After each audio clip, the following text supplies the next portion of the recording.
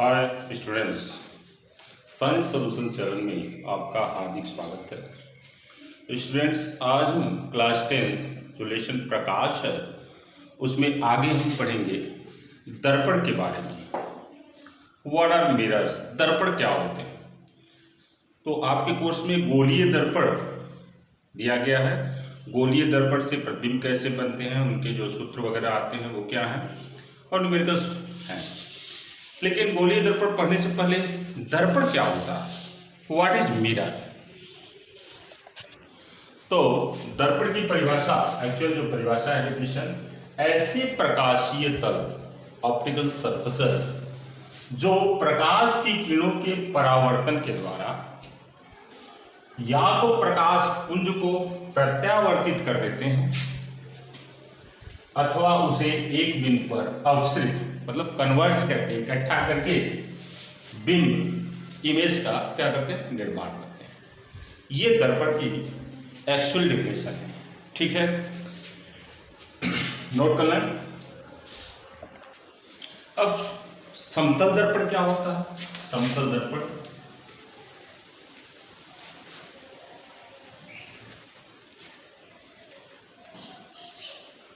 Plane mirror. तो plane mirror जिसका एक कांच की समतल पृष्ठ होती है, जिसका परावर्तक पृष्ठ क्या होता है, समतल होता है। कांच की एक समतल पृष्ठ जिसका परावर्तक पृष्ठ क्या हो, समतल हो, उसे हम क्या कहते हैं, समतल दर्पण। तो समतल दर्पण से भी प्रतियोगी परीक्षाओं में बहुत से जो है क्वेश्चंस पूछे जाते हैं। तो कुछ जो इम्पोर्टेंट फैक्ट है समतल दर्पण के बारे में, जैसे नंबर 1 हुआ कि समतल दर्पण से जो प्रतिबिंब बनता है वो कैसा प्रतिबिंब बनता है, आभासी प्रतिबिंब बनता है। तो जो समतल दर्पण संबंधित कुछ इम्पोर्टेंट चीजें हैं, जैसे समतल दर्पण से जो प्रतिबिंब बनता है वो कैसा प्रतिबिंब बनता है, तो वर्चुअल इमेज, आभासी प्रतिबिंब बनता है। ठीक है। दूसरा पॉइंट है कि समतल दर्पण के सामने जब हम किसी वस्तु को रखते हैं तो दर्पण से जितनी दूरी पर वस्तु को रखा जाता है, दर्पण से उतने ही दूरी पर वस्तु का आभासी प्रतिबिंब बनता है। इसको हम समझ लेते हैं, थोड़ा इंपॉर्टेंट है, कभी कभी बच्चे कंफ्यूज होते हैं। जैसे मान लीजिए यहाँ देखते हैं कि ये हमारा एक प्लेन मिरर है, राइट, और दर्पण के सामने 10 सेंटीमीटर दूरी पर, दर्पण से 10 सेंटीमीटर दूरी पर कोई ऑब्जेक्ट रखा है, तो दर्पण से उस वस्तु की जो इमेज बनेगी, वर्चुअल इमेज, वो कितने दूरी पर बनेगी भाई, वो भी कितने दूरी पर बनेगी, 10 सेंटीमीटर की ही दूरी पर बनेगी, राइट। अब प्रश्न पूछ लिया जाए कि कोई वस्तु दर्पण से 10, दर्पण के सामने, समतल दर्पण के सामने 10 सेंटीमीटर की दूरी पर रखी है, तो दर्पण द्वारा जो वस्तु का प्रतिबिंब बनेगा वो वस्तु से कितनी दूरी पर स्थित होगा। तो क्या आंसर होगा, तो देखिए 10 सेंटीमीटर पर वस्तु को रखे हैं, दर्पण से 10 सेंटीमीटर पर आभासी प्रतिबिंब बनेगा, तो वस्तु प्रतिबिंब की जो है वस्तु से जो दूरी हो जाएगी वो कितनी हो जाएगी, 20 सेंटीमीटर। तो इस तरह के क्वेश्चन जो है ऑब्जेक्टिव क्वेश्चन पूछे जाते हैं, तो इस पॉइंट को आप ध्यान रखें। नेक्स्ट है कि समतल दर्पण की फोकस दूरी। ये जो है हाई स्कूल बोर्ड में अक्सर पूछता है कि समतल दर्पण की फोकस दूरी कितनी होती है, तो कितनी होती है, इनफाइनाइट होती है, अनंत होती है। ठीक है। अच्छा, एक पॉइंट और है कि अगर किसी कोण पर झुके दो समतल दर्पणों के बीच रखे वस्तु के प्रतिबिंबों की संख्या कितनी होती है, तो ये होती है 360 अपॉन थीटा माइनस 1। ओके, 300, मान लीजिए दो समतल दर्पण हैं, वो एक दूसरे से किसी कोण पे झुके हुए हैं। अब उनके बीच ऐसे एक, मैंने मान लीजिए चाक रख दिया, ऐसे रखा, तो अब इस चाक के कुल कितने प्रतिबिंब बनेंगे, तो उसके लिए ये फॉर्मूला है 360 अपॉन थीटा अपॉन माइनस 1, जहाँ थीटा जो है दोनों दर्पणों के बीच बना कोण है। तो इस पे कुछ क्वेश्चन कर लेते हैं। अब क्वेश्चन है कि मान लीजिए दो समतल दर्पण हैं और वो पैरेलल हैं एक दूसरे के, इस तरह से हैं, और इनके बीच में कोई वस्तु स्थित है, तो उसके प्रतिबिंबों की संख्या कितनी होगी। तो अब जब पैरेलल हैं तो जो थीटा होगा वो कितना होगा, 0 डिग्री। तो जब हम वैल्यू निकालेंगे number of image equal to 360 upon 0 minus 1, तो दैट विल बी इनफाइनाइट। ठीक है, तो समांतर रखे दो समतल दर्पणों के बीच रखे किसी वस्तु के अनंत प्रतिबिंब प्राप्त होंगे। अगर इसी तरह से मान लीजिए क्वेश्चन कर दिया जाए कि 60 डिग्री एंगल पे दो समतल दर्पण झुके हुए हैं, उनके बीच कोई वस्तु रखी हुई, इस तरह से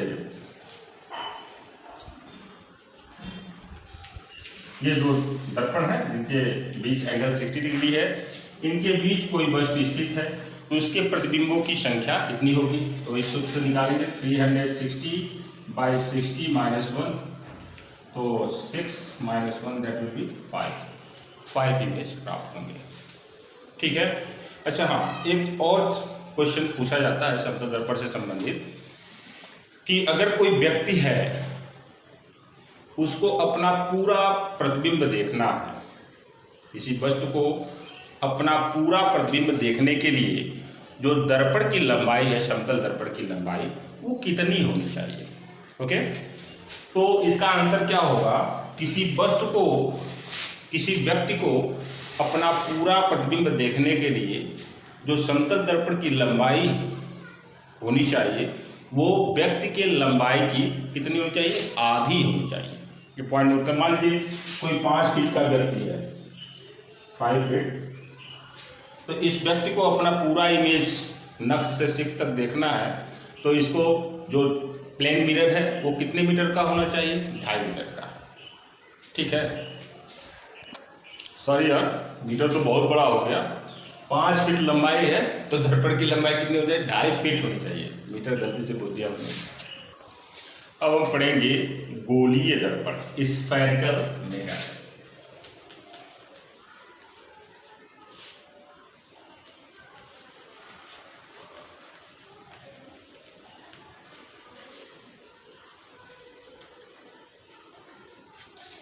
तो गोलीय दर्पण क्या होता है, तो वे दर्पण जो कांच के खोखले गोले के पृष्ठ के क्या होते हैं, भाग होते हैं, गोलीय दर्पण कहलाते हैं। ठीक है, समझ आ गई बात। अब गोलीय दर्पण 2 प्रकार के होते हैं। गोलीय दर्पण कितने प्रकार के होते हैं, 2 प्रकार के होते हैं। राइट, पहला है अवतल दर्पण, this is known as concave mirror, and second is उत्तल दर्पण, कॉन्वेक्स मिरर। ठीक है, तो कॉनकेव मिरर एंड कॉन्वेक्स। अब दोस्तों ये कैसे होते हैं, तो देखिए मान लीजिए ये कोई कांच का एक खोखला गोला है, ठीक, तो इसको जो है हमने काट लिया ऐसे, तो काटा तो हमको ये पृष्ठ प्राप्त हो गया। अब इस पृष्ठ पर जो उभरा हुआ तल है, इस पे क्या लगा दिया गया, पॉलिश, कलई कर दिया गया, रेड ऑक्साइड, हाँ ठीक है, तो कलई कर दिया। तो ये जो इसका पृष्ठ हुआ, यानी धसा हुआ तल जो है, ये क्या है, परावर्तक तल है। ठीक, तो ऐसा दर्पण, गोलीय दर्पण का वह भाग जिसके उभरे हुए तल पर कलई होती है तथा धसे हुए भीतरी तल, जो धसा हुआ तल वो क्या होता है, परावर्तक तल होता है, वो क्या कहलाता है, अवतल दर्पण। राइट, अब यही बात करते हैं, मान लीजिए ये मिरर है हमारा गोलीय दर्पण, कांच का खोखला गोला है, अब इसको हमने बीच से ऐसे काट दिया और धसे हुए तल पर क्या कर दिया हमने, कलई कर दिया। अब इसका परावर्तक पृष्ठ जो हो गया वो क्या हो गया, ये उभरा हुआ तल हो गया। ठीक है, इसका परावर्तक पृष्ठ क्या होगा, ये धंसा हुआ तल अवतल हो गया। तो गोलीय दर्पण का वह भाग जिसका परावर्तक तल उभरा हुआ पृष्ठ होता, उत्तल पृष्ठ होता है, उसको हम क्या कहते हैं, उत्तल दर्पण कहते हैं। ठीक। अब गोलीय दर्पण संबंधी जो महत्वपूर्ण परिभाषाएं हैं जिन्हें आपको जानना चाहिए, तो मैं यहाँ समझा दे रहा हूँ और आप लोग से उसको नोट कर लेंगे। तो ये जो हमारा दर्पण है, ये कौन सा दर्पण आपको दिख रहा है, अवतल दर्पण। इसके उभरे हुए सतह पर पॉलिश लगी हुई है कड़ी, और धंसा हुआ तल इसका क्या है, परावर्तक पृष्ठ। ठीक है, अवतल दर्पण है। अब देखिए, तो दर्पण की जो लंबाई होती है, टोटल लंबाई यहाँ से लेके यहाँ तक, इसको हम क्या करते हैं, द्वारक करते हैं। दर्पण का ये क्या हो गया, द्वारक हो गया। दर्पण, गोलीय दर्पण के मध्य बिंदु को, इसका मिडिल पॉइंट क्या है, ये, इसको हम दर्पण का क्या करते हैं, ध्रुव, पोल। तो जो P है, P इज द पोल, दर्पण का ध्रुव कहलाता है। ओके। फिर देखिए, गोलीय दर्पण जिस खोखले गोले का कटा हुआ भाग होता है, उसके केंद्र को हम दर्पण का क्या करते हैं, वक्रता केंद्र करते हैं। Clear? And that will be represent by the letter C। तो गोली, अब इसके बाद आता है वक्रता केंद्र, आपका C हो गया, वक्रता केंद्र। फिर क्या है, वक्रता त्रिज्या। वक्रता त्रिज्या, रेडियस क्या होगा, तो गोलीय दर्पण जिस खोखले गोले का कटा हुआ भाग है, उसकी त्रिज्या को हम गोलीय दर्पण की क्या करते हैं, वक्रता त्रिज्या करते हैं। यानी जो वक्रता केंद्र से लेके ध्रुव के बीच की दूरी होगी, यानी CP इज नोन एज क्या, कर्व रेडियस। ठीक है। अब देखिए, मान लीजिए, अच्छा, ये जो पॉइंट, ये जो लाइन है जो दर्पण के केंद्र और ध्रुव से होकर जाती है, इस लाइन को हम क्या करते हैं, मुख्य अक्ष, मुख्य अक्ष। This is known as principal axis. अब समझिए कि दर्पण के मुख्य अक्ष के कोई किरण आ रही है समांतर, और टकराने के बाद, यानी परावर्तन, दर्पण के मुख्य अक्ष के समांतर आने वाली किरण दर्पण से परावर्तन के पश्चात मुख्य अक्ष के जिस बिंदु से होकर जाती है, उसे हम दर्पण का क्या कहते हैं, फोकस करते हैं। ठीक है, ध्यान देना है यहाँ एक पॉइंट ये है, बाकी सब तो ये होगा, लेकिन उत्तल दर्पण और अवतल दर्पण के फोकस में थोड़ा सा ये डिफरेंस है कि अवतल दर्पण के लिए क्या है कि मुख्य अक्ष से समांतर आने वाली किरणें परावर्तन के पश्चात जिस बिंदु से, मुख्य अक्ष के जिस बिंदु से होकर जाती है, उसे हम दर्पण का क्या करते हैं, फोकस करते हैं।